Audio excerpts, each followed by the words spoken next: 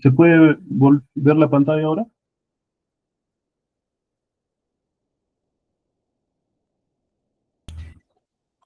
Sí, se está viendo. Sí se ve, ¿no? Ya, ahora sí. Ahora me dicen si cuando paso se puede... ¿Ahí se ve? ¿Tema de desarrollar? Sí, sí se está visualizando. Ya, perfecto. Continuamos entonces. Como habíamos visto, habíamos explicado qué es el IPER. El IPER era una metodología que tenía como principal objetivo identificar los peligros existentes en determinada tarea, en determinado proceso, en determinada actividad. Y luego de esto es evaluar los riesgos, ¿no? Qué tan fuertes pueden ser los riesgos, darle una ponderación, si es alto, mediano o leve. Empecemos. La única manera de evitar accidentarnos es adoptando medidas preventivas. Como vimos ayer en el tema de legislación, uno de los principios de la política en seguridad y salud en el trabajo que tenía que adoptar toda organización pública o privada era un principio de prevención. La única manera de prevenir accidentes es previniendo, ¿no? Tomando medidas preventivas. Pero no se pueden tomar medidas preventivas sobre algo que no conocemos o que no se ha podido identificar. Y por ende no sabemos qué daño puede causar, ¿no? Ya sea a la persona, al trabajador, a la infraestructura, al medio ambiente. Entonces es indispensable poder identificar los peligros para tomar medidas preventivas. Si no hemos identificado un peligro, no podemos prevenir, ¿no? Por ejemplo, si para mí un peligro es un vehículo, un bus de pasajeros de transporte público, digamos, si no identifico el peligro que lleva ese bus, ese transporte, no puedo tomar medidas preventivas, ¿no? Si yo identifico el peligro, entonces sí, puedo tomar medidas preventivas, controles de velocidad, señalizaciones, etcétera, ¿no? Pero si yo no reconozco esto como un peligro, jamás voy a poder tomar medidas de control sobre esto. Para tomar medidas preventivas, lo primero que se tiene que hacer es identificar la fuente, la situación o acto, ¿no? ¿A qué nos referimos con fuente? Fuente es toda condición que puede generar un accidente, condición o situación, ¿no? Condición significa el lugar de trabajo, el lugar donde se desarrollan los procesos, en qué condiciones están. Supongamos que tenemos un techo en mal estado, ¿no? Entonces es una condición deficiente que puede llevar como consecuencia a la ocurrencia de un accidente. Y también se puede identificar actos, ¿no? Actos son acciones que pueden tener los trabajadores que no cumplen con los procedimientos correctos y puede llevar a un accidente. Entonces, es importante la identificación de la fuente, la situación o el acto que va a tener un potencial causa de un daño, ¿no? Una potencial causa de un daño. Tenemos que evaluar cómo podría afectar este daño. Puede afectar de manera grave, leve, trivial, y lo que se tiene que identificar una vez evaluados los riesgos es la probabilidad de ocurrencia y la gravedad o severidad en caso ocurra, ¿no? Proyectarse a qué puede ocurrir. Por ejemplo, si hay un accidente de tránsito con un vehículo de transporte de personal, digamos, que no tiene un límite de velocidad, ¿no? La probabilidad de ocurrencia es mucho más alta a un transporte de personal que tiene un límite de velocidad, digamos, a 60 kilómetros por hora, ¿no? Entonces, ahí varía la probabilidad. Igualmente la gravedad o la severidad del accidente, ¿no? Un choque de un vehículo a 100 kilómetros por hora va a ser mucho más grave, mucho más severo que un choque de un vehículo que va a 40 o 50 kilómetros por hora, ¿no? Incluso es menos probable que ocurra un choque a esa velocidad. Entonces, esa es la forma que debemos de correlacionar la probabilidad y la gravedad de un riesgo que se haya determinado en un determinado proceso, ¿no? Y esa es la finalidad del IPER. La finalidad del IPER es identificar los peligros y evaluar o ponderar los riesgos, ¿no? Y ya cuando se tienen estos datos, se procede a aplicar las medidas de control. Para poder entender un poco más a profundidad lo que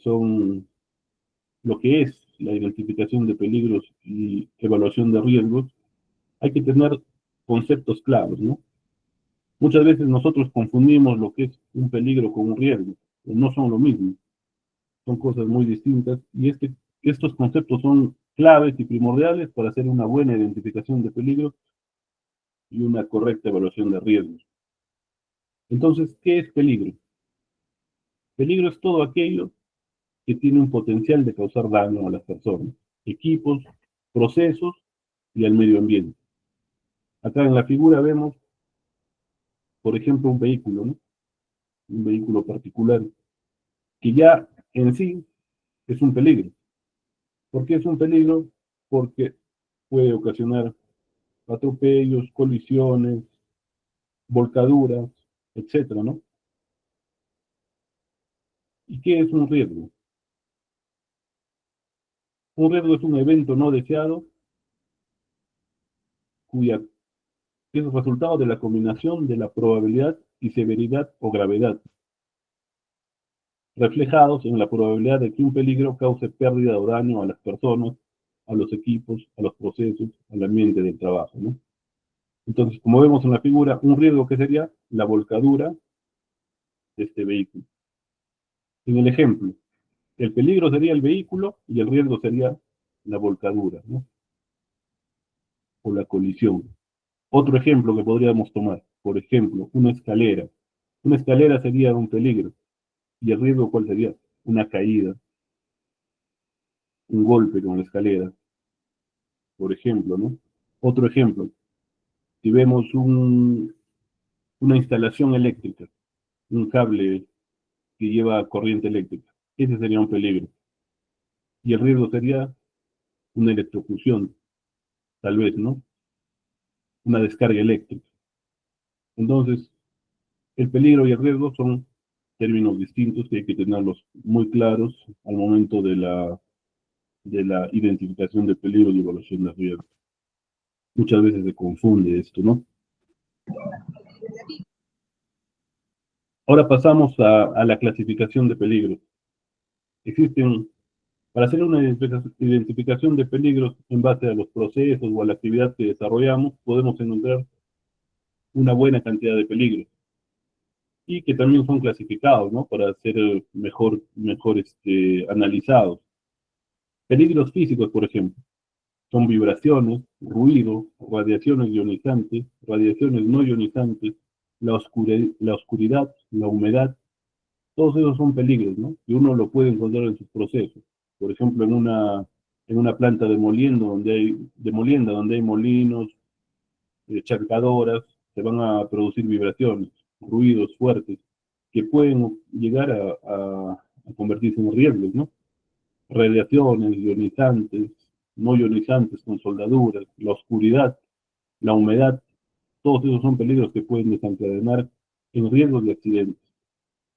En cuanto a peligros mecánicos, son los propios equipos, máquinas que están en determinadas actividades, las mismas estructuras, paredes, escaleras, herramientas, recipientes, superficies.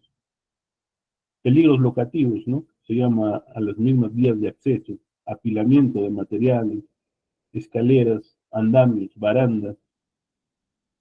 Todos estos son considerados como peligros, ¿no?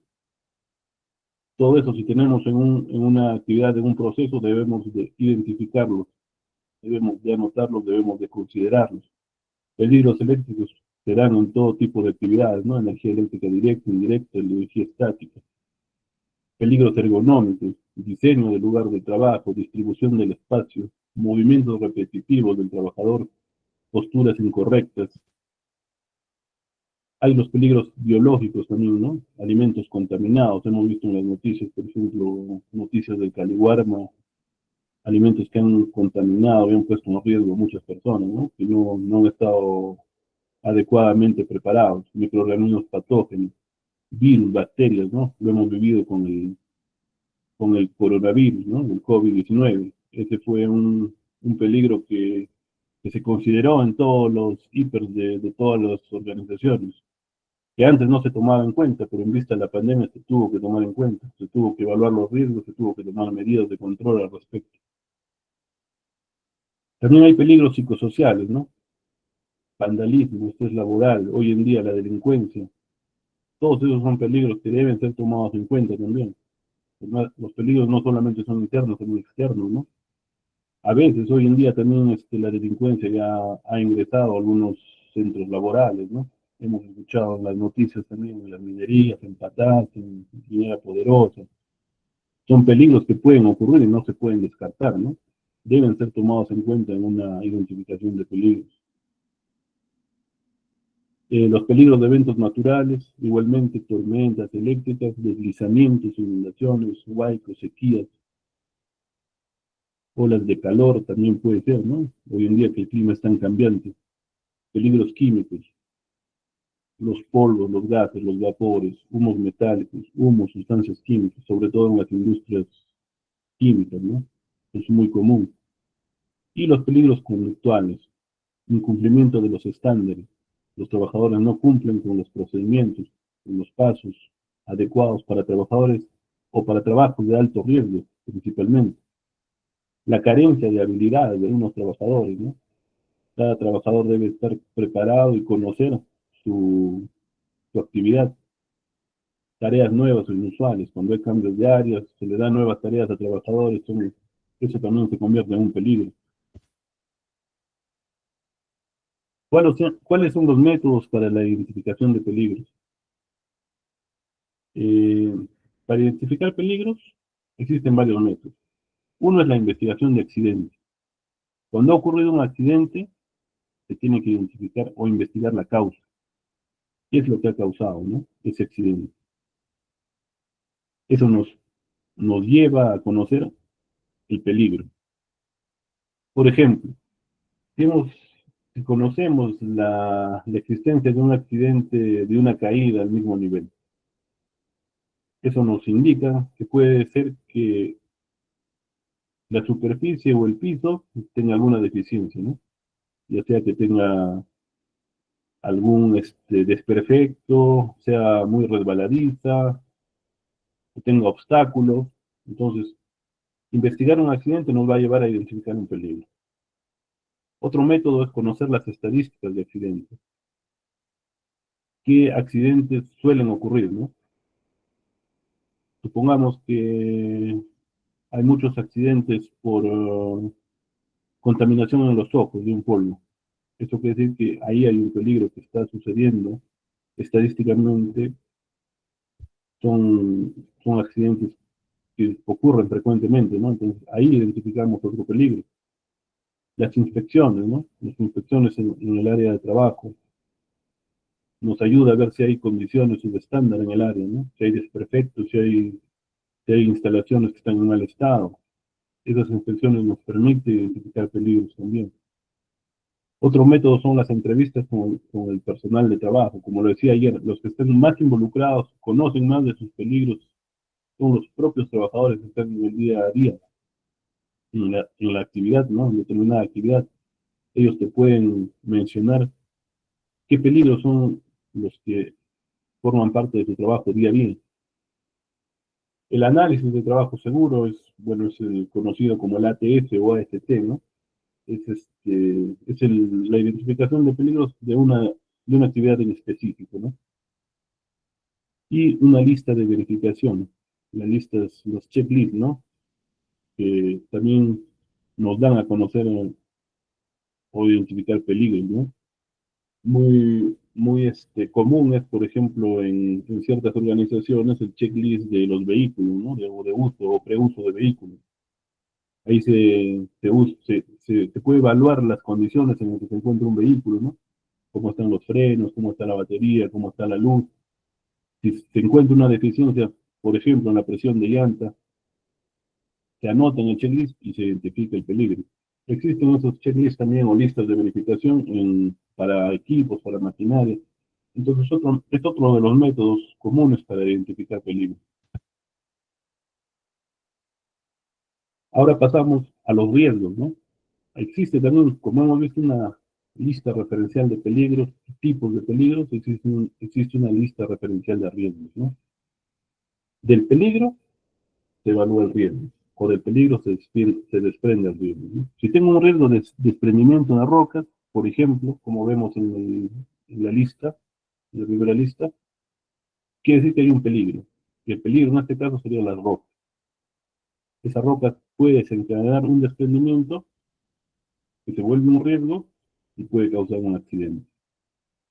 Si hablamos de colisiones o choques, un riesgo de colisión o choque quiere decir que el peligro es un vehículo, ¿no? Un vehículo que puede ocasionar un riesgo de colisión, choque y por ende un accidente.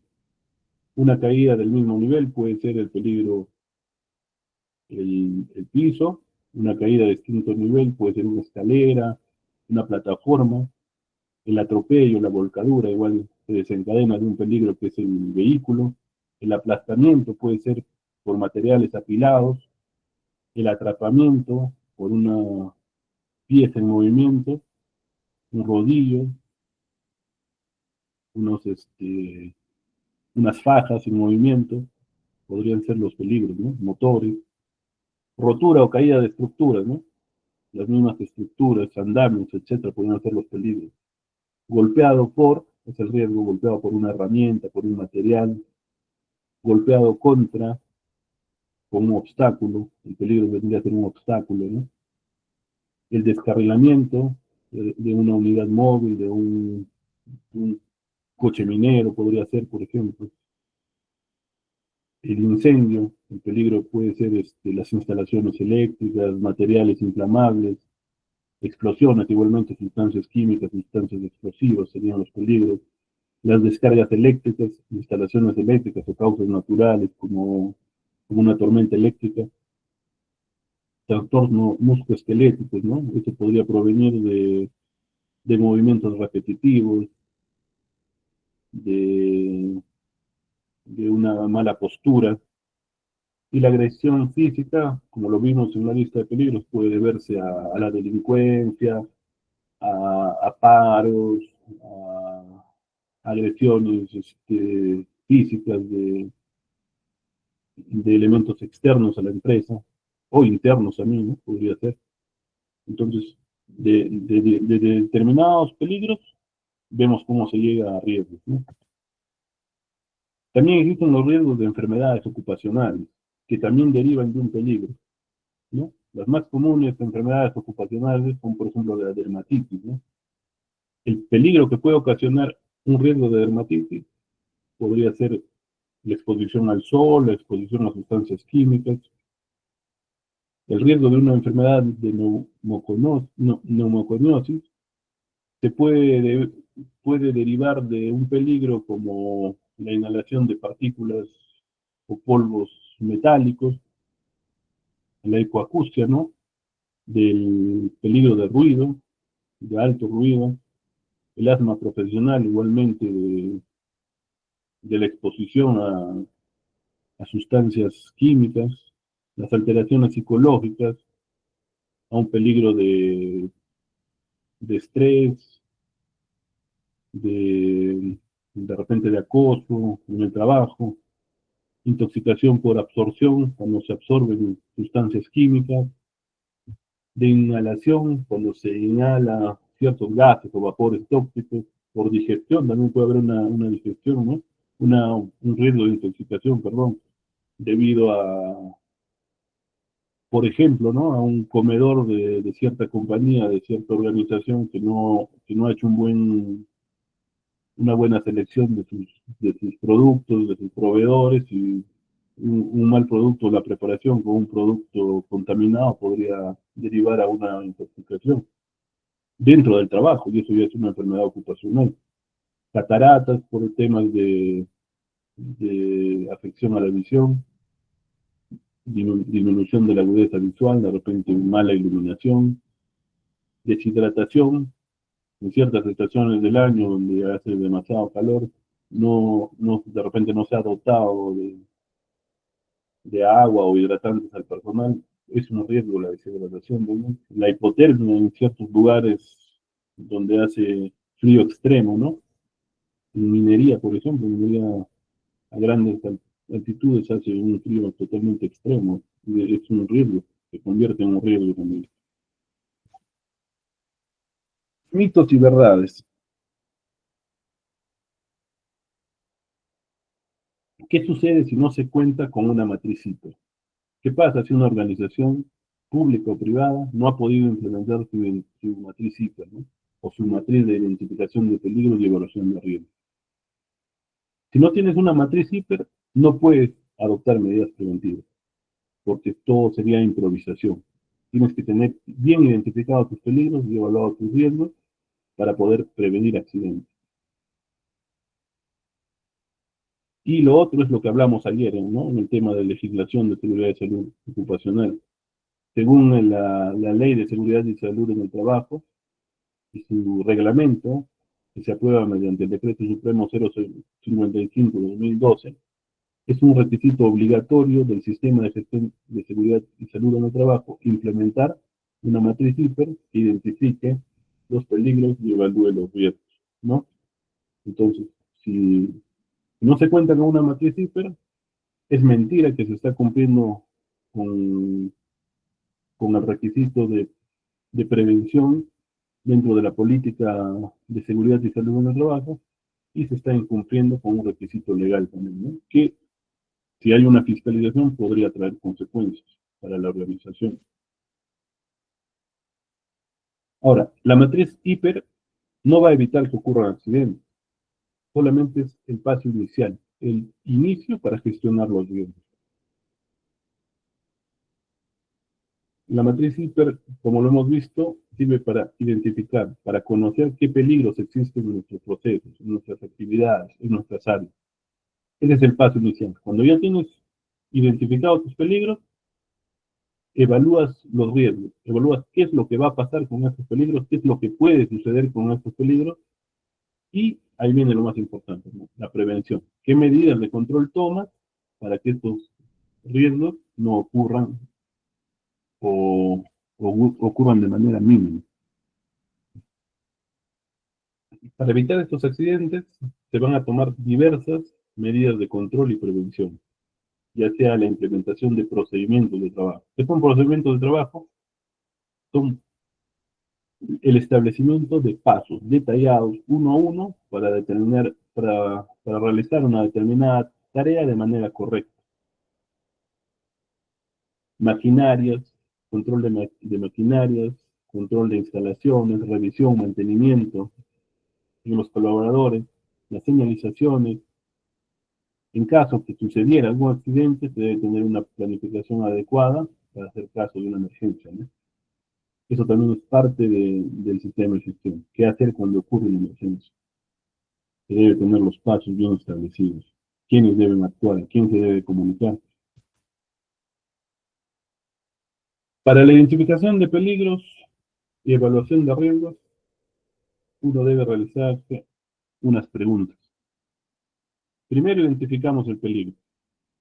Luego tenemos que identificar la fuente, si es debido a una condición, a una situación o a un acto. ¿Por qué? ¿Qué puede suceder con ese peligro, no? Es por una condición, una situación de condición del área, está dañada, no está de manera correcta, o todo está bien, pero son los actos de los trabajadores que pueden ocasionar que ocurra un accidente. Lo siguiente que se debe evaluar es el potencial del daño, ¿no? ¿Qué tan ¿Qué tanto daño puede hacer que suceda esta situación? ¿Un daño grave, un daño tolerable, un daño leve? ¿Y en qué se puede desencadenar este daño? ¿En lesiones o enfermedades? Hagamos un ejercicio con esto, ¿no? Un peligro. Por ejemplo, un peligro podría ser uno que ya hemos tomado, una escalera, ¿no?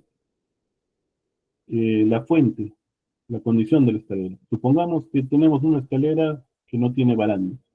Entonces ahí identificamos una condición o una situación, ¿no? El peligro es la escalera sin barandas. El potencial del daño puede ser grave si alguien cae de esa escalera, ¿no? A una altura considerable, digamos, 1,80 m, 2 m. El daño puede ser grave o medianamente alto. Puede generar lesiones. Enfermedad, difícilmente, ¿no? Pero sí lesiones. Ahora, si la escalera está bien, pero el peligro es que un trabajador no utilice correctamente la escalera, no use los 3 puntos de apoyo, no use las barandas, o suba rápidamente la escalera y cae. Eso ya no es una condición de la escalera, ¿no? Porque la escalera está en buenas condiciones. Eso ya es un acto subestándar, una acción temeraria del trabajador que ha caído por no cumplir con lo establecido, ¿no? Subir de manera pausada, apoyarse de los 3 puntos, potencial de daño es el mismo, ¿no? Lesiones. Entonces, esa es la manera de identificar un peligro y evaluar los riesgos. Hay que hacerse muchas preguntas. Ahora, lo que veníamos diciendo, eh, ¿qué es un acto inseguro, no? Un acto inseguro es toda acción práctica incorrecta ejecutada por el trabajador que puede causar un accidente. Como vimos en el ejemplo anterior, el trabajador que sube de manera rápida y sin cogerse de las barandas ya está cometiendo un acto inseguro o una acción insegura. Como vemos en la figura de la diapositiva, el trabajador que está realizando trabajos de clavado, ¿no? De clavado de unas maderas en el alto, en la altura, vemos que no está en una plataforma estable, no está enganchado a un arnés, el trabajador no cuenta con equipos de protección personal, el trabajador está haciendo una acción temeraria, ¿no? Un acto inseguro, porque podría caer en cualquier momento. Es muy probable que caiga y la consecuencia podría ser grave o fatal. ¿Y qué nos diferencia la condición insegura, no? Como vimos en el ejemplo anterior, la condición insegura era una escalera sin barandas, ¿no? Entonces, toda condición física, entre paréntesis, material, en el entorno de trabajo que puede causar un accidente. En la figura vemos instalaciones desordenadas, recargadas en los supresores de pico, que puede generar una descarga eléctrica, un electrocutamiento, ¿no? Ahí vemos un peligro generado por una condición física o material, ¿no? Por una condición que no es correcta. Entonces ya sabemos qué es una condición insegura y qué es un acto inseguro. Y en qué se diferencia. No sé si hasta acá hay alguna pregunta, algo que quieran aportar.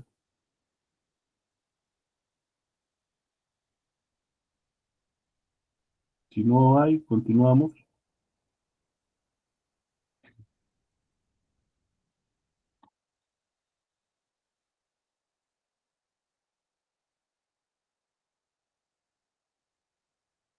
No hay ninguna pregunta. Continuamos entonces. Una vez que se tienen los riesgos, lo que se aplica consecuentemente es su ponderación o su evaluación.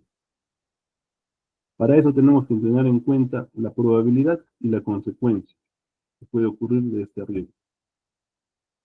Nos centramos primeramente en la probabilidad. La probabilidad es un número. Debemos darle un valor.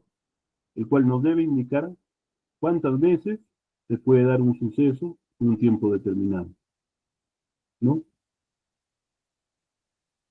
La probabilidad de que ocurra un suceso determinado puede ser alta, puede ser medianamente alta, puede ser baja, ¿no? Pero eso tiene que ser numerado, valorizado, ponderado, ¿no? Si es alta, podemos ponerle, por ejemplo, un 3. Si es mediana, un 2. Si es baja, un 1. Tenemos que darle un valor a esa probabilidad. Factores que influyen en la probabilidad. Las horas de exposición al suceso.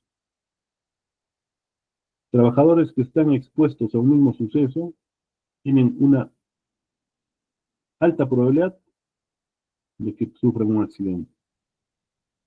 Trabajadores que están pocas horas de exposición a un suceso tienen una menor probabilidad de que sufran un accidente, ¿no? Ejemplo de esto, por ejemplo, si tienes trabajadores que están en el área de, digamos, de limpieza de lunas de un edificio, las 8 horas del día están, o 6 horas del día, de las 8 de trabajo, 6 horas del día están limpiando lunas en, en altura, trabajos de altura. Tienen una mayor probabilidad de sufrir accidentes que de repente trabajadores que están limpiando 1 o 2 horas del día lunes, ¿no? La exposición que tengas, el peligro aumenta la probabilidad del accidente, las horas de exposición. Las horas, otro factor es las horas de capacitación. Trabajadores que están o que tienen mayor horas de capacitación en cuanto a identificación de peligros y evaluación de riesgos, tienen menor probabilidad de sufrir accidentes. Los que están menos horas en capacitación van a ser los que tienen mayor probabilidad de sufrir accidentes. ¿Y esto por qué? Porque en la capacitación estás retroalimentando todos los peligros, todos los riesgos, todo lo que puede ocurrir, cómo debemos actuar, qué métodos debemos tener para identificar los peligros, qué debemos hacer. Y los trabajadores que no están capacitados, pues, tienen menos capacidad para hacer frente a determinados peligros, ¿no? A poder siquiera identificarlos. No tienen los métodos para identificar peligros, eh, no es importante para ellos tal vez. Entonces la probabilidad de que sufran accidentes los trabajadores con menor capacidad son mucho más altas que los que tienen las capacitaciones. Otros son los procedimientos entendidos, ¿no? Otro factor son los procedimientos entendidos. ¿Qué son procedimientos? Son los pasos de determinada tarea, ¿no? Pasos detallados, escritos generalmente, ¿no? Cualquier actividad, por ejemplo, supongamos que estamos en una fábrica de alimentos, la actividad de molienda tiene sus pasos detallados. ¿Qué hacer en el primer paso? Identificar las condiciones de la máquina, llenar en la lista de verificación, encender la máquina, etcétera. Todo está detallado. Si cumplen estrictamente con los pasos, los detalles, la probabilidad de accidentarse va a ser mucho menor que aquella persona que no revisa los procedimientos, hace lo que se acuerda, dice que ya conoce todo, ya no tiene la memoria, se salta los pasos porque ya conoce el trabajo, entonces esa persona tiene mayor probabilidad de sufrir un accidente que aquel que lo hace cumpliendo los procedimientos paso a paso. Otro factor son los números de personas expuestas.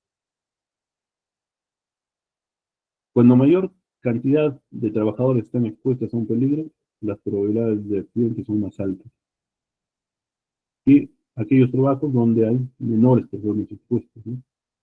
Supongamos una fábrica de insumos químicos que emite vapor, tiene 500 trabajadores, ¿sí? La probabilidad de que uno de ellos se accidente es mucho mayor a una misma fábrica que tiene 5 o 6 trabajadores. El control ante ellos es mucho más fácil, ¿no? Entonces la probabilidad es menor. A mayor cantidad de trabajadores, la probabilidad aumenta. Otro factor es la percepción que pueda tener cada colaborador. la percepción, ¿no? Cómo percibe los peligros.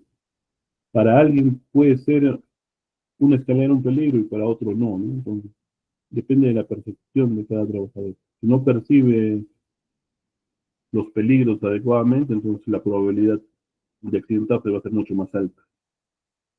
Otro factor es el número de incidentes o accidentes sucedidos anteriormente, ¿no? Supongamos que ya hay estadísticamente en el año 10 accidentes por caída del mismo nivel, ¿no? Eso quiere decir que la probabilidad de que trabajadores caigan del mismo nivel va a ser mucho más alta que la probabilidad de trabajadores que caigan de una superficie de distinto nivel. Entonces, las estadísticas, el número de accidentes o incidentes sucedidos también te van a dar una pauta para poder determinar qué tan probable es que suceda un accidente o qué tan probable es que no suceda, ¿no? Ahora vamos a lo siguiente, la consecuencia. La consecuencia es el resultado de la exposición a un acto, fuente o situación que realiza peligro. La consecuencia viene a ser lo que ha pasado, ¿no? ¿Qué es lo que ha sucedido después de encontrar el riesgo? ¿O qué puede suceder, mejor dicho? Tenemos, como vimos el primer ejemplo, el peligro, un auto. El riesgo, un choque, un atropello. La consecuencia, ¿cuál sería la consecuencia de un choque o un atropello? Podría ser, mmm, no sé, la muerte de un accidentado, ¿no? Eso es una consecuencia grave. Puede ser un trabajador o una persona herida a consecuencia de un atropello. No, no fatal, ¿no? No murió, pero sí está herido. Entonces, eso es una consecuencia medianamente grave, por ejemplo, ¿no? O puede ser que hubo un pequeño golpe, frenó a tiempo, ya es un accidente, una consecuencia leve, menor, pero ya es un accidente, ¿no? Entonces la consecuencia es el resultado de esa exposición, de esa situación, de esa fuente. Qué tan grave puede ser, ¿no? Qué tan severo puede ser. ¿Cuál es el alcance del hiper? ¿Hasta dónde llega el hiper? El hiper, que es nada más y nada menos que identificar los peligros y evaluar los riesgos, debe ser realizado para todas las actividades que desarrolle la organización. Es decir, el alcance debe ser a todas las actividades de la organización. No debe escaparse en ninguna actividad. Desde la parte operativa, la parte administrativa, de repente algunos trabajos de soporte,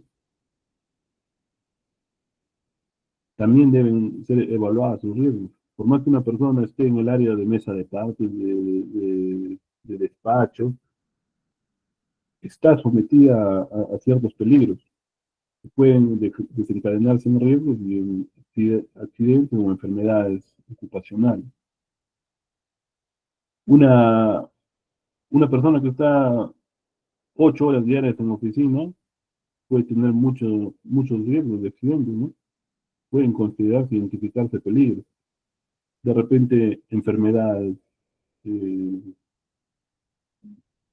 de disergonómicas, malas posturas, eh, la visión, la falta de iluminación. O sea, por más que uno inicialmente vea como que es un trabajo donde no existe mayor riesgo, no se han identificado peligros aparentemente, si nos ponemos a analizar las actividades de una manera más detallada, más concienzuda, vamos a identificar peligros, y no uno, sino varios peligros. Y en el área de operativas son generalmente de mayor riesgo, ¿no? Son muchos más peligros que vamos a encontrar ahí. Se debe tener en cuenta para, para el alcance de la evaluación de peligro, de riesgos y de identificación de peligro, actividades rutinarias y no rutinarias. Actividades rutinarias nos referimos al proceso, al día, dependiendo de la compañía, de la actividad, ¿no? Una actividad de construcción, digamos, los procesos son excavaciones, armado de paredes, vaciado, armado de columnas, etc. Esas son las actividades rutinarias que suceden en la actividad. Pero las no rutinarias podría ser eh, la descarga de materiales, la supervisión, ¿no? Actividades que no se hacen día a día. De repente, eh, la avería de una mezcladora, la cual necesita ser reparada, entonces eso ya no se convierte en una actividad rutinaria, ¿no? Sino una actividad no rutinaria, pero que también necesita ser considerada los peligros que puede generar. Eh, otra actividad que hay que tener en cuenta es todas las personas que tengan acceso al lugar de trabajo, incluyendo contratistas y visitantes, ¿no? El alcance, los peligros no solamente son para los que están dentro del trabajo, también para los que pueden llegar, ¿no? Algún contratista, algún proveedor se accidenta dentro de la planta y el responsable es el dueño de la organización, no el contratista, porque se supone que el, la organización debe de brindarle todas las medidas de seguridad para el ingreso del contratista, ¿no? Solicitarle los requisitos, igualmente para los visitantes, ¿no? No cualquier visitante entra a una organización, a una mina, por ejemplo, te piden el seguro contra todo riesgo, el SCTR, exámenes médicos incluso, es mucho más complejo. El comportamiento humano, ¿no? Las capacidades de otros factores humanos. Hay que tener en cuenta también, hay trabajadores que, que no son muy serios en su trabajo, no tienen las capacidades para desarrollar ciertos trabajos, son factores humanos que pueden también identificarse, ¿no? Como un peligro. La infraestructura vieja, deteriorada, dañada, el equipamiento, equipos hechizos, materiales, mal apilados, los que proporciona la organización como otros, ¿no? El mismo diseño de las áreas de trabajo, no hay de repente buena iluminación, procesos, instalaciones, maquinarias, ¿no? Malogradas, que no tienen la funcionalidad al 100%, no funcionan sus alarmas, sus luces, y los procedimientos operativos de la organización de trabajo, ¿no? Los pasos que debe seguir cada trabajador. Hiper preguntas y respuestas, ¿no? Acá en este diagrama resumimos cómo realizar el hiper, qué pasos debe realizar, qué se debe hacer primero, ¿no? Como decía la legislación de seguridad y salud en el trabajo, la elaboración del hiper debe hacerse junto con los trabajadores, todos deben participar, porque los trabajadores son los que más conocen de los peligros y los riesgos, porque están sometidos al proceso al día. Entonces, lo primero que se tiene que hacer es identificar las actividades, todas las actividades, incluso las de soporte, como vimos en el capítulo anterior, ¿no? Las operativas con mayor detalle deben listarse todas estas actividades. Una vez que se han identificado las actividades, hay que identificar y describir el peligro por cada actividad. ¿Qué peligro puede ocurrir? Luego debemos identificar los riesgos asociados, que son derivación de haber identificado el peligro en la etapa anterior. Luego de eso, valoramos el riesgo, ¿no? Si el riesgo es tolerable o no es tolerable. Si no es tolerable, tenemos que ponerle control. Controles a la fuente. Cuando hablamos de fuente nos referimos a la condición, al lugar, al medio o a la persona, ¿no? Si es una acción. Si es tolerable, continuamos con la operación de manera óptima, ¿no? Una vez que se han establecido los controles, hay que volver a calcular el riesgo hasta llegar a que sea tolerable, ¿no? Entonces, para esto usamos el mismo ejemplo que hemos estado usando. Vamos a suponer que hemos identificado una actividad en una obra de construcción. En una obra de construcción vamos a ver el armado de columnas, por ejemplo. La actividad armado de columnas. Identificada está esa actividad. Pasamos a identificar y describir cuál es el peligro de esta actividad. Al armar las columnas puede sufrir golpes con los fierros, cortes, caídas, ¿no? Al trasladar los fierros. Ahí hemos identificado, por ejemplo, 3 peligros.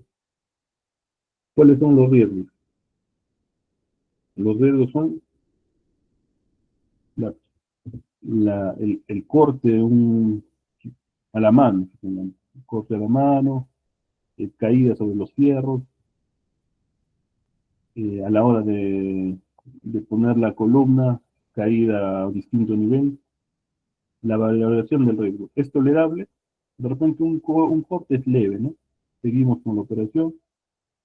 De repente una caída de distinto nivel y puede ser mucho más fuerte, ¿no? Entonces, ¿qué controles determinamos para eso? Si, si la altura donde va a subir el trabajador a colocar, a amarrar las columnas, supera el 1,80 m, de repente hay que poner ya un andamio, una plataforma, ¿no? Recalculamos eso.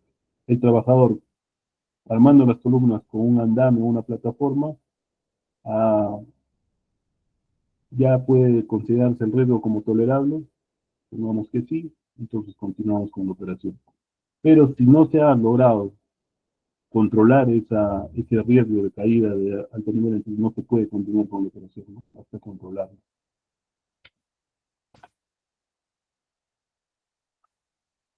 Listar las actividades. Al momento de realizar la evaluación, esta puede ser por área, ¿no? Por proceso, por actividad, por tarea, por proyecto, por puesto de trabajo. Uno puede dividir las áreas o los proyectos. La matriz Hiper no te parametriza eso, ¿no? Lo que puede ser más adecuado para cada organización.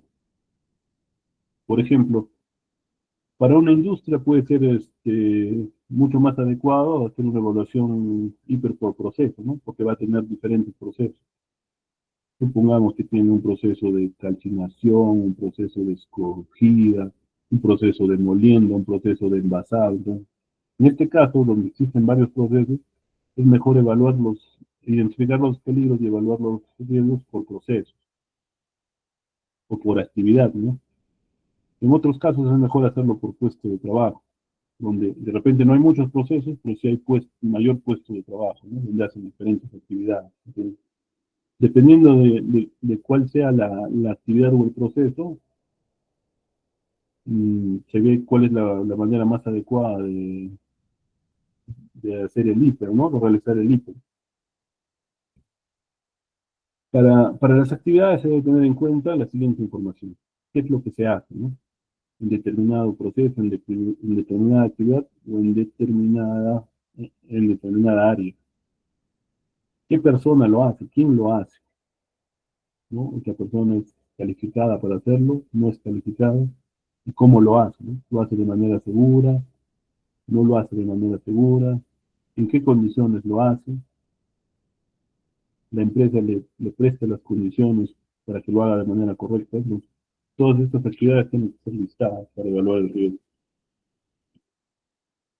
Al momento de identificar las actividades, se debe tener en cuenta como centro de la identificación a la gente, al personal, ¿no? ¿Cómo puede ser afectado? Los equipos de trabajo. ¿Cómo se relacionan los equipos de trabajo con el trabajador? Esto puede ser un riesgo, un peligro, puede causar un accidente. Los materiales que se usan en el proceso o en la actividad relacionados con la gente pueden causar accidentes, pueden ser un riesgo para la gente y para el medio ambiente. Entonces, hay que relacionar estos 3 aspectos con la gente, ¿no? Equipos, materiales y ambiente con el personal. Es la forma correcta de identificar los riesgos. ¿En qué consiste identificar y describir el peligro? Eh, Básicamente consiste en identificar todas las fuentes de peligro, todas las situaciones o actos o combinaciones de estos que sean potencialmente dañinos en términos de daños o lesiones o deterioro de la salud. En eso consiste identificar y describir el peligro, ¿no? En ver cuál es la fuente del peligro, es una condición o una situación, ¿no? O combinaciones de estos, tal vez, puede ser de ambos, ¿no? Tanto condiciones, malas condiciones de trabajo como acciones inadecuadas de los trabajadores. Y estos se convierten en potencialmente dañinos para la salud del trabajador y también puede ser del medio ambiente. Durante el proceso de identificación de peligro, debe considerarse como fuente de información quién realiza el trabajo. ¿Es la persona adecuada o el trabajador adecuado quien realiza esta tarea? Debemos preguntarnos eso. La formación de los trabajadores, ¿no? ¿Tiene formación, experiencia, conocimiento para, para realizar determinado trabajo? ¿No? Un, un mecánico va a realizar un trabajo de reparación de equipos de molienda, por ejemplo. No tiene esa formación, ¿no? Entonces, eso ya se convierte en un peligro, se identifica ese peligro. Quien debe hacer el trabajo debe tener la formación para hacerlo. Existencia de procedimientos escritos, ¿no? Para los trabajos de mayor riesgo debe existir procedimientos escritos, establecidos, detallados, paso por paso. Y los trabajadores deben de cumplir cada paso detalladamente, tal como está, como una regla estricta. Porque de no hacerlo puede desencadenar en un accidente. Condiciones del entorno, clima, temperatura, humedad, etcétera, ¿no? Y si en el clima donde se desarrolla el trabajo, eh, supongamos que hay una temperatura muy alta, el trabajador no lo va a realizar en las condiciones óptimas, lo va a hacer con un grado de dificultad, ¿no? Igualmente si hay humedad, si hay mucho calor, mucho frío, esto va a generar que esto sea un peligro. Los requisitos legales. Los requisitos legales también deben ser identificados, ¿no? Las normas que deben de cumplir. Muchas situaciones donde no están contempladas situaciones o acciones legales, en normas, y se hacen, ¿no? Eso también es un peligro. El cumplimiento de las normas legales es fundamental. Y el suministro para el desarrollo de las actividades, ¿no? Los recursos que debe dar la organización para desarrollar las actividades. Por ejemplo, en un tema de baja temperatura, la organización debe darte los suministros para que puedas sobrellevar esa temperatura, ¿no? Una buena casaca, igualmente de repente alguna bebida caliente, algunos guantes, algo. Al contrario, si es en una alta temperatura, ¿no? Debe darte rehidratantes, agua, bloqueadores, suministro, ¿no? La organización tiene que suministrar al trabajador para que desarrolle sus actividades de manera correcta.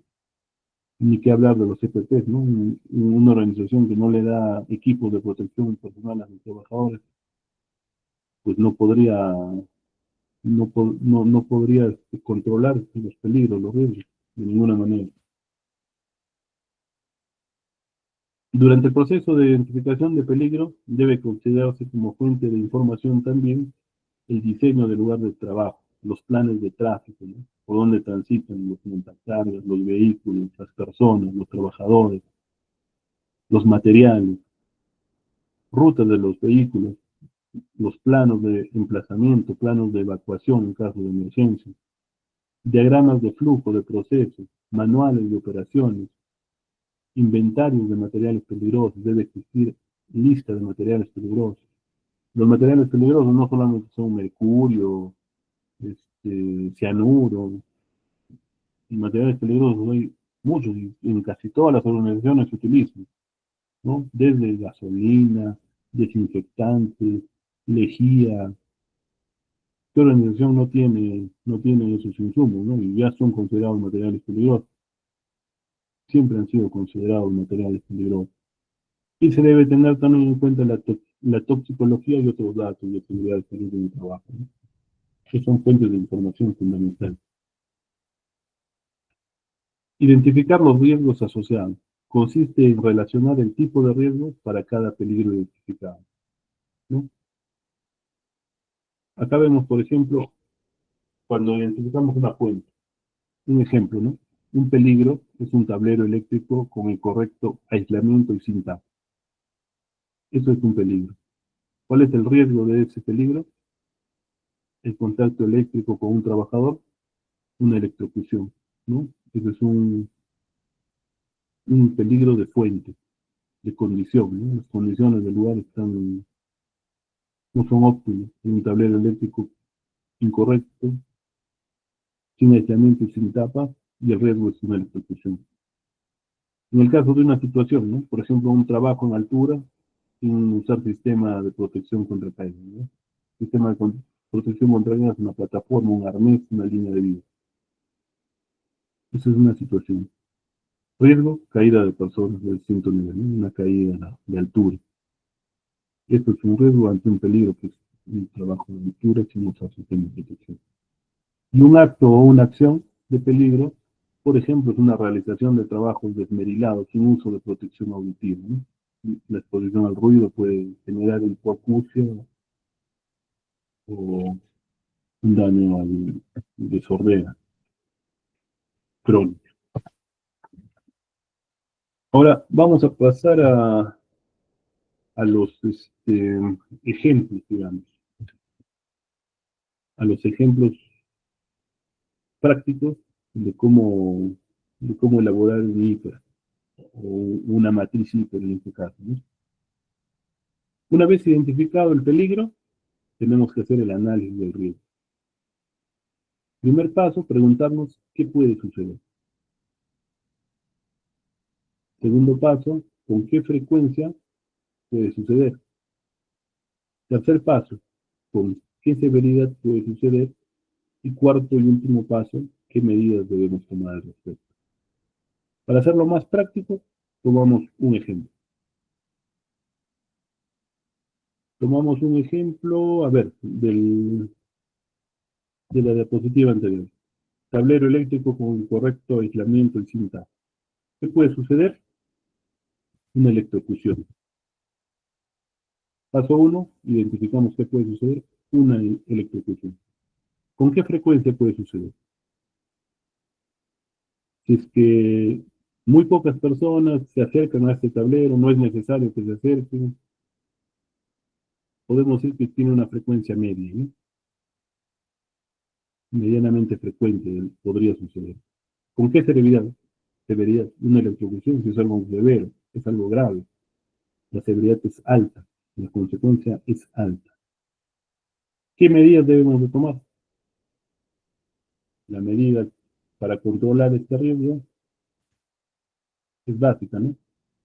Colocarle aislamiento, colocarle tapa, colocarle señalización y de repente le aumentamos algo más, ¿no? Un procedimiento para la manipulación de este tablero, ¿no? El procedimiento para que manipule este tablero solamente va a estar cierto personal capacitado para esta acción.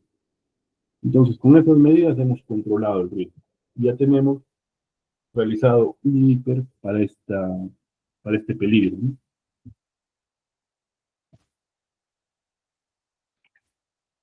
Ahora vemos lo que es la probabilidad. Existen muchas formas de evaluar la probabilidad, ¿no? Pero la más común es la que voy a presentarles en estos momentos. La probabilidad lo dividimos en tres aspectos, ¿no? Alta probabilidad, media probabilidad y baja probabilidad. ¿Qué significa una baja probabilidad? Que la generación del daño es descartable. Una muy baja posibilidad de que algo suceda. Ocurre una vez al año a lo mucho, o no ocurre. Y se le asigna un valor, como vemos en la diapositiva, ¿no? Se le asigna el valor 1. Una probabilidad media significa la generación del daño puede suceder alguna vez. Ocurre en una frecuencia de entre 2 meses y un año, ¿no? Es una probabilidad medianamente. Entonces, se le asigna un valor de 12. Y bueno, la última sería la alta probabilidad de que suceda, ¿no? En rojo.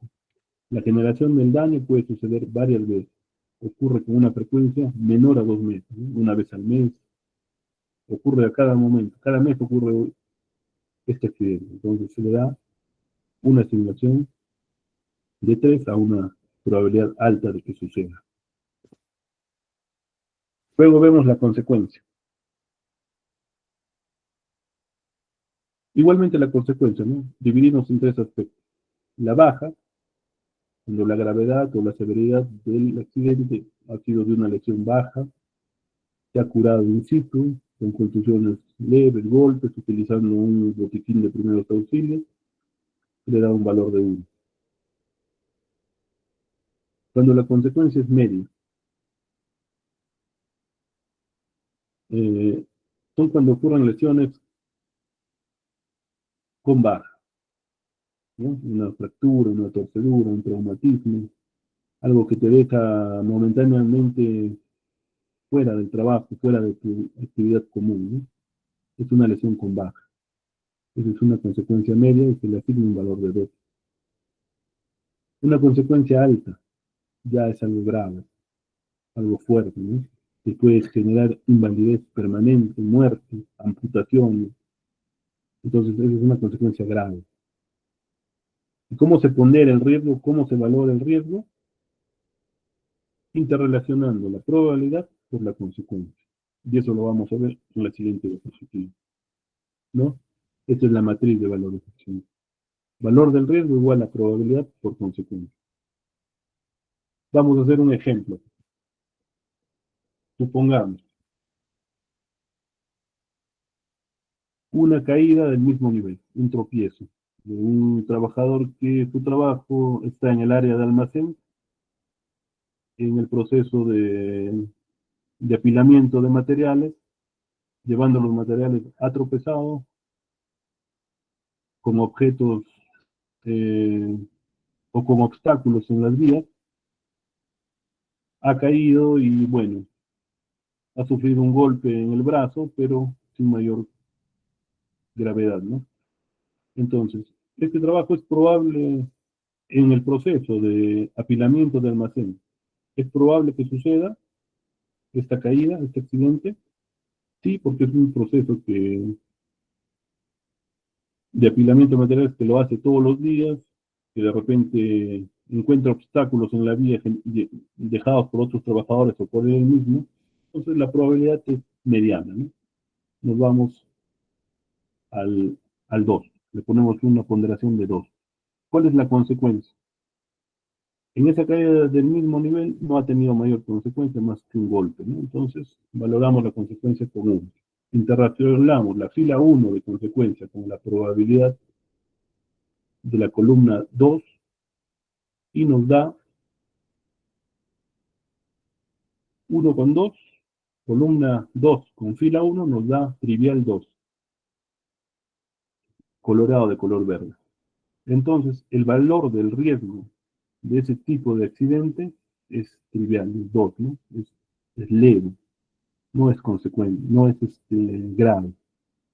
Y eso lo plasmamos en nuestra matriz IPER, ¿no? El riesgo de caída en el área de almacén es trivial, ¿no? Entonces, continuamos con el trabajo, ¿no? Como vimos en esta diapositiva, continuamos con la operación. Es óptimo, ¿no? Por más que se haya identificado este peligro, este accidente, es óptimo. Ahora vemos otro peligro, el ejemplo anterior, el electrocutamiento, ¿no? Por un tablero eléctrico que no tiene tapa, el riesgo es de electrocutamiento. La probabilidad de que ocurra, digamos que es medianamente probable. Nos colocamos en la columna D. La consecuencia de que ocurra un electrocutamiento es grave, ¿no? Es grave. Entonces, relacionamos la columna 2 de probabilidad con la fila 3 de consecuencia y nos da el casillero 6 de moderado en naranja. Eso quiere decir que el riesgo es moderado, ¿no? Es moderado, porque si bien es cierto la consecuencia es grave, pero la probabilidad de que alguien se acerque a un tablero eléctrico y lo manipule es media, ¿no? Mediana. Otro ejemplo, eh, transporte, por ejemplo, ¿no? Un transporte. Vamos a irnos al transporte de pasajeros públicos, de, de estas combis que de repente no cumplen con la formalidad y los estándares de seguridad, ¿no? No tienen cinturón, que no tienen revisión técnica, etc. Que van a altas velocidades. La probabilidad de que ocurra un accidente es 3, ¿no? Nos vamos a la columna 3.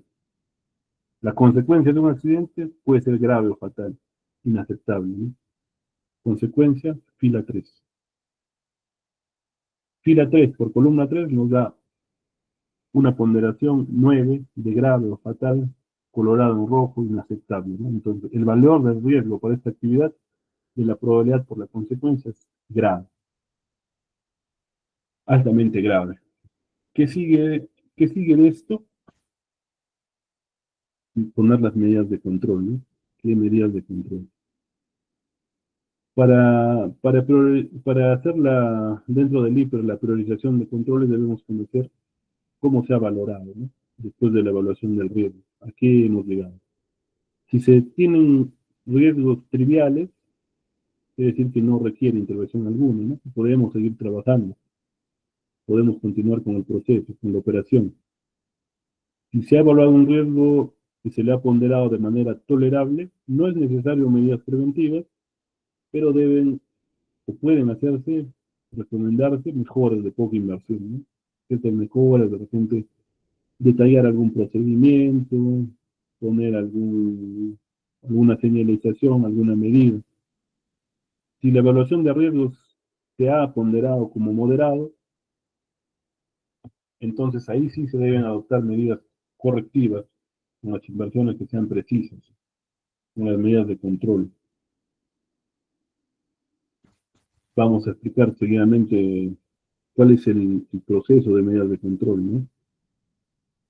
Y si se pondera, se le da una ponderación grave o fatal a determinado riesgo, entonces la situación de algo de riesgo requiere tomar acción de forma inmediata. Si es necesario, hay que parar la actividad hasta controlar el riesgo, ¿no? Para evitar cualquier accidente. Es una acción inmediata, instantánea, incluso paralizando actividad.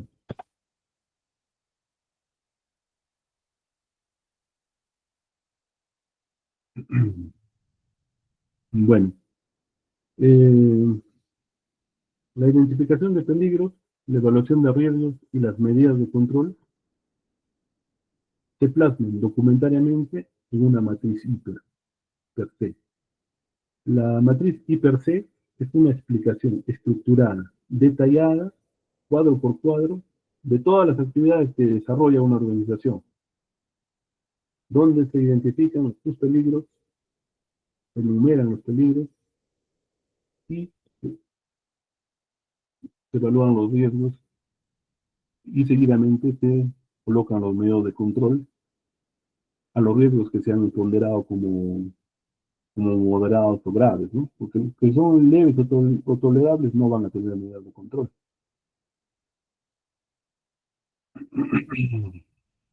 Entonces, una matriz hiper tiene la identificación de peligros, la evaluación y control y seguimiento de los riesgos y la comunicación de los riesgos vinculados a los procesos de la organización, ¿no? Por eso la legislación te pide que esta matriz hiper, donde se detalla todo lo que hemos visto anteriormente, debe estar publicada y difundida a todos los trabajadores, ¿no? Es más, deben participar los trabajadores, si no directamente, deben participar a través de sus representantes, en los comités de seguridad o a través del supervisor de seguridad, y esta matriz debe estar a vista de todos los trabajadores, ¿no? Y también debe ser actualizada, porque muchas veces eh, no se han identificado todos los peligros o se identifican nuevos peligros. La matriz hiper es un documento dinámico, no es algo estático. No es que la primera vez que hicimos el hiper ya quedó y no debe tener ninguna modificación. No puede agregarse un peligro, no puede cambiarse la ponderación de un riesgo. Inicialmente se puede haber ponderado un riesgo como leve, pero en vista de que ha sucedido varias veces, en vista de que ha habido un accidente grave, puede ponderarse de diferente manera, ¿no? Una caída a mismo nivel, por ejemplo, inicialmente en el ejemplo lo hemos considerado como leve o tolerable porque hubo un golpe, pero ¿qué tal alguien sufre el mismo accidente y cae de cabeza y sufre una lesión más grave? Entonces, en la matriz hiperactualizada, ese riesgo ya no va a ser leve o tolerable, ¿no? Va a ser peligroso, grave o moderado. Entonces, una matriz hiper es un documento dinámico, no estático, va a cambiar, está susceptible a cambios, a actualizaciones. Ahora vemos lo que es el hiperbase. El hiperbase es lo que hemos visto en toda la clase. El hiperbase consiste en la descripción organizada de todas las actividades y los procesos rutinarios y no rutinarios, así como la identificación de los peligros, la ponderación de los riesgos y las medidas de control asociadas para minimizar el riesgo, ¿no? Esta matriz debe ser elaborada de forma participativa con todos los trabajadores y debe ser actualizada mínimo una vez al año o cada vez que suceda un accidente de proporciones considerables, ¿no? Inmediatamente si ocurre un accidente grave, esta matriz debe ser actualizada. Verificar cómo ha sido ponderado ese accidente que ha ocurrido, si está bien ponderado o si necesita hacer cambios, ¿no? Agregar nuevos riesgos. Estos hiperbases son hiperextensos, ¿no? Por ejemplo, cuando se presentó el tema de la pandemia o el COVID-19, fue un peligro derivado a un riesgo que todas las organizaciones tuvieron que incluir en sus matrices hiper. Tuvieron que incluir porque apareció un nuevo riesgo que no estaba considerado. Nadie había considerado un virus en su identificación de peligros, de evaluación de riesgos. Todas esas matrices tuvieron que ser actualizadas al instante, ¿no? Para poner medidas de control. Y así, esta hiperbase lleva el detalle de todos los procesos y actividades diarias que tienen una organización. Ahora vemos lo que es el hipercontinuo. El hipercontinuo no se aplica en todas las organizaciones, pero sí, por ejemplo, en la actividad minera, está reglamentado dentro del Reglamento de Seguridad y Salud Ocupacional para Minería que las organizaciones deben aplicar un hipercontinuo que es de manera diaria. Esto se aplica de manera diaria para una actividad en específico. Por ejemplo, si se va a hacer excavaciones, ¿no? Solamente se hace una identificación de peligros y evaluación de riesgos para esa actividad de excavación. Si se va a hacer transporte de personal, se hace un hipercontinuo solamente para el transporte de personal. Que viene a ser lo mismo, ¿no? Identificar peligros, ponderar los riesgos, se le da la numeración, se le da la evaluación y se establecen medidas de control a los riesgos que son identificados como altos, graves o moderados. Esta matriz debe ser llenada cada vez que se realiza el trabajo rutinario, ¿no? Para trabajo rutinario. En minería, para los trabajos no rutinarios se aplica el ATS o el AST, ¿no? El análisis seguro de trabajo, ¿no? Mantenimiento o reparación de los equipos, pintado, infinidad de actividades no rutinarias que se pueden dar en una organización. ¿Cuáles son las reglas básicas para elaborar un hiper? Existen reglas también para elaborar un hiper, ¿no? Un hiper no se hace de manera desordenada, no se hace de manera improvisada tampoco. Hay que cumplir ciertas reglas. Lo primero, se debe considerar riesgos del proceso y de las actividades que se desarrollan.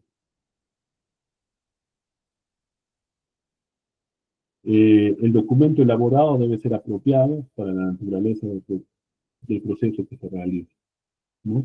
Debe ser de acuerdo a los procesos, de acuerdo a las áreas.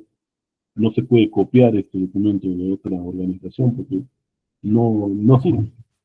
Cada organización es una historia distinta. No puede existir una matriz igual una organización de otra. Así sea del mismo producto, del mismo proceso, o de actividades parecidas, ¿no? Cada organización tiene sus propias maquinarias, sus propios instrumentos, su propio personal, sus propias capacitaciones. Entonces, todos, todos tienen una matriz hiper diferente, por eso debe ser apropiada para la naturaleza del proceso y de la organización. Debe ser apropiado para ser aplicado en un tiempo razonable. Debe ser un proceso sistemático de evaluación efectiva, ¿no? Cumple con un sistema, cumple con un proceso, tiene pasos. Se debe enfocar siempre en las prácticas actuales. No se puede tomar en cuenta cómo se hacía antes, ¿no? Sino cómo se hace ahora. Los peligros son de la actualidad, no son de lo que se vivió antes, que de repente ya se controló, de repente ya no se hace. Eso ya no se considera un hito, ¿no? Sino las cosas actualizadas. Y se debe considerar todas las actividades, tanto rutinarias como no rutinarias. En una planta de proceso de minerales, por ejemplo, ¿no? Las actividades rutinarias, el chancado, la molienda, el transporte por fajas, el carguío, la descarga, la carga, esos son procesos rutinarios. No rutinarios, ¿no? Colocación de techos, pintado, mantenimiento de equipos, no se hace todos los días. Pero todos esos procesos, rutinarios o no rutinarios, deben estar plasmados en la matriz. Todos los procesos, todos sus peligros, todos sus riesgos y sus determinadas evaluaciones. Se debe considerar también los diferentes cambios en el ambiente laboral. Si ha habido un cambio, este debe ser cambiado también en el IPE. Se deberá considerar la evaluación de los trabajadores y los grupos de riesgo, ¿no? Los trabajadores están capacitados, se les ha hecho una evaluación, cuáles son los grupos de riesgo, se deberá considerar los aspectos que afectan el proceso. Una matriz hiper debe ser estructurada, práctica y debe alentar la participación colectiva, ¿no? El hiper tiene una estructura, procesos, peligros, listado de peligros, listado de riesgos, ponderación de riesgos, todo ordenado, estructurado, debe ser entendido por todos los trabajadores y también debe ser alentado a que participen, a que den sus opiniones, ¿no? De repente por ahí alguien vio que está sometido, está a un peligro y no está considerado en el IPE. Puede pasar, pasa generalmente, es común que pase. Entonces ese trabajador debe participar, debe dar su opinión, si no directamente al grupo que elabora el IPER, y a sus representantes, ¿no? A su comité. Ahora pasamos a lo que es el control de riesgos. El control de riesgos también sigue un proceso, ¿no? No se hace el control de riesgo a como se dice comúnmente, a la improvisación. No se improvisa con esto. Se aplica una serie de pasos, una serie de procedimientos. En el proceso de toma de decisión, la toma de decisión lo toma el gerente, el presidente de una organización, debe basar esa decisión en la información obtenida en la matriz IPER, ¿no? Y debe ser orientada a reducir los riesgos a través de proponer medidas correctoras, exigir su cumplimiento y evaluar periódicamente su eficacia.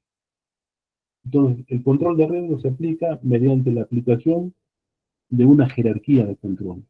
Existe un paso que debes hacer. ¿Has encontrado un riesgo que necesita o requiere control? debes ir al primer paso. ¿Cuál es el primer paso? La eliminación. Debes eliminar ese peligro. Pero no siempre se puede eliminar ese peligro. A veces es indispensable que ese peligro esté ahí. Entonces tienes que pasar al segundo paso, que sería en este caso la sustitución. Tienes que sustituir otro peligro, este peligro sustituirlo por otro material equipo que cumpla las mismas funciones, que cumpla el mismo objetivo, pero que deje de ser peligroso. Pero muchas veces tampoco se puede sustituir el peligro. Entonces pasamos al tercer estrato, a la tercera jerarquía. En este caso serían los controles de ingeniería, ¿no? Los controles de ingeniería son ciertos dispositivos, equipos, tecnologías que van a disminuir o controlar el riesgo que puede producir este peligro. Pero muchas veces tampoco se puede controlar este peligro o este riesgo con controles de ingeniería. Entonces tenemos que pasar a los controles administrativos, ¿no? Esto se basa en señalizaciones, advertencias, procedimientos escritos de trabajo seguro, los famosos PECs. Estos procedimientos son también medidas de control que tienen que ser adoptados de manera estricta por los trabajadores. Y finalmente, el último nivel de jerarquía es o son los equipos de protección personal. Es el último control, ¿no? Ese ya es lo último. Cuando ya no se ha podido controlar con nada, los equipos de protección personal. Porque los equipos de protección personal no te van a evitar accidentes. Te van a proteger, te van a minimizar de ciertos riesgos, sí, pero no te van a evitar accidentes. Lo ideal es evitar accidentes, que no sucedan estos accidentes. Entonces, para ejemplificar cómo aplicar la medida de controles, vamos a tomar un ejemplo práctico, ¿no? Vamos a suponer que hemos encontrado un peligro. Vamos a tomar un ejemplo que ya lo hemos tomado anteriormente.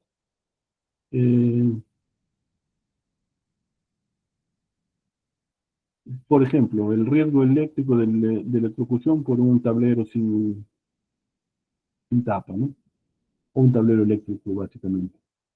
¿Podemos eliminar el tablero eléctrico? ¿Controlamos este riesgo eliminando el tablero? No, lo que es indispensable tener ese tablero eléctrico. Se necesita energía para trabajar, para un proceso, digamos, vamos a meternos en un proceso de molienda, de equipos, de molienda de agregados, por ejemplo, ¿no? Necesito un tablero eléctrico, no se puede eliminar. Ese es un peligro del tablero eléctrico, no se puede eliminar. Sustituir. Pasamos al siguiente nivel de jerarquía. Sustituir. Podemos sustituir ese tablero eléctrico por otro elemento que no funcione a electricidad, no tenga el riesgo de electricidad, tampoco. No podemos. Pasamos al siguiente control. Controles de ingeniería. Ahí sí, ¿no? Se puede aplicar ingeniería en un tablero de control. ¿Qué podría aplicarse en un tablero eléctrico? Un control de ingeniería. De repente, tapas de aislamiento, pisos aislantes, sensores de advertencia, alarmas cuando se acerca personal no autorizado, son controles de ingeniería, ¿no? Pasamos también, eso no quiere decir que ahí queda, ¿no? Una vez que hemos identificado un control que se puede aplicar, continuamos con el siguiente control, con la siguiente etapa, la siguiente jerarquía. Señalizaciones, advertencias, poner riesgo eléctrico, ¿no? Peligro, personal no autorizado, no, no ingresar, personal no autorizado. Un procedimiento para aquellos que van a manipular los tableros eléctricos, un PEC, un procedimiento escrito de trabajo. Y finalmente el equipo de protección personal, ¿no? Quien va a manipular este tablero eléctrico debe contar con guantes bioeléctricos o aislantes, zapatos zapatos especiales, aislantes de electricidad, herramientas aislantes. Entonces, todo esto se plasma como medidas de control en un riesgo que ha sido considerado como alto o grave, y esa es la forma de controlar este riesgo, ¿no? Hacemos la reevaluación y con todas estas medidas de control aplicadas, este riesgo que ha sido ponderado como alto o grave puede bajar a ser tolerable, ¿no? Leve tal vez no, pero sí tolerable. Otro ejemplo que podemos tener, que hemos visto también, por ejemplo, vamos a hablar de un riesgo de colisión, de choque de un vehículo. Acá el peligro es el vehículo, ¿no? El vehículo. ¿Se puede eliminar el vehículo? No, se tiene que transportar al personal en un vehículo. No se puede eliminar ese peligro. ¿Se puede sustituir? Pasamos al siguiente nivel de jerarquía. ¿Se puede sustituir este peligro? No se puede sustituir. El personal tiene que seguir movilizándose por una unidad móvil. Controles de ingeniería. Sí se puede poner controles de ingeniería, ¿no? Se puede poner alarmas que reporten a tiempo real la velocidad del vehículo, GPS para calcular su velocidad, su trayectoria, cinturones de seguridad, jaulas, antichoques, etcétera, ¿no? Son controles de ingeniería que se puede aplicar para controlar los riesgos. Tratamos el siguiente nivel de jerarquía de controles, la señalización, procedimientos, disposiciones, velocidad máxima. Este vehículo no debe pasar de 60 kilómetros por hora. Avisos, reportar al chofer si quiere en la velocidad permitida, ¿no? Esos son controles administrativos, procedimientos de manejo, reglamentos internos de tránsito, son controles administrativos. Y finalmente los equipos de protección personal, ¿no? Dentro de un vehículo, el cinturón de seguridad, clave para el transporte. Bueno, con estos ejemplos, espero que hayan entendido o haya sido más comprensible cómo es la aplicación de controles de los riesgos identificados, ¿no? Eh, Esta determinación de controles debe considerar controles operacionales cuando sea aplicable para la organización y sus actividades. La organización debe integrar estos controles operacionales dentro de su sistema de gestión de seguridad y salud en el trabajo. Los controles deben estar relacionados con los bienes, equipamientos y servicios adquiridos, los controles relacionados con los contratistas y otros visitantes al lugar de trabajo deben considerar controles para estas actividades, procedimientos documentados para cubrir las situaciones en las que su ausencia podría llevar a desviaciones de su política y sus objetivos en seguridad, los criterios operativos estipulados en los que su ausencia podría llevar a desviaciones de su política y sus objetivos de seguridad y salud en el trabajo. Bueno, eso ha sido todo por esta clase. No sé si tienen alguna pregunta en el tiempo que queda.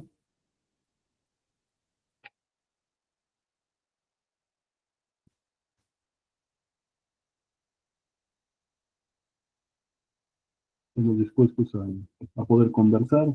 ¿Tienen alguna inquietud, alguna duda?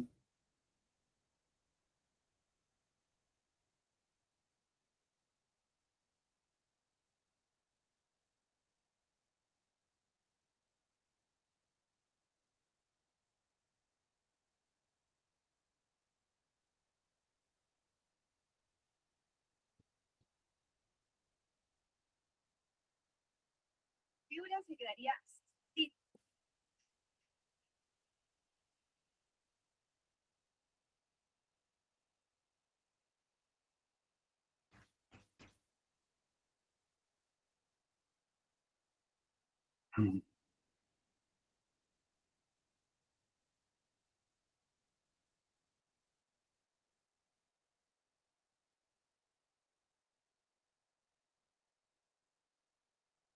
Bueno, si no hay más preguntas, no hay consultas, estaríamos dando por concluido la sesión 2 de hoy y los invitaría al día de mañana a continuar con la sesión número 3 del diplomado, ¿no? Muchas gracias por su participación y nos estaríamos viendo el día de mañana. Gracias, porque